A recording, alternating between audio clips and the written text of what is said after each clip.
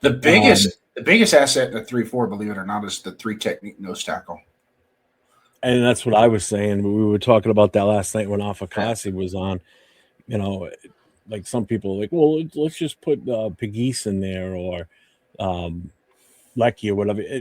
You need to bring somebody in, whether it's free agent or a draft, that's actually Mm-hmm. spent their career or a good chunk of their time playing nose tackle. You need to know what your role is. You just can't. You can groom someone to be that going forward, but you just can't go into it and say, well, we're going to put him there and let's just roll the dice and see what happens. We need to bring in somebody that's a legit nose tackle.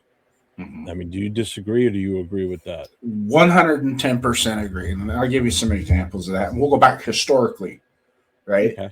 As some of the better 3-4 defenses that we've seen in the last 25 years. And it was always that nose tackle.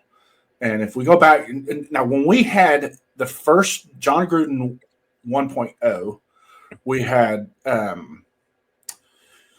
what's his name was then he turned it over to Chuck Bresnahan, and they ran a solid. It was a solid 3-4 defense. There was a combination 4-3-3-4, but their base defense was 3-4, and it wasn't until we got that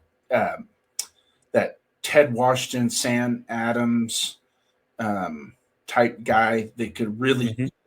eat up that A gap laterally and keep his linebackers. When Bill Romanowski is sitting there going, man, that's one of the best investments I've ever seen was getting that guy to eat up that A gap for me. And I could just plug the holes as needed.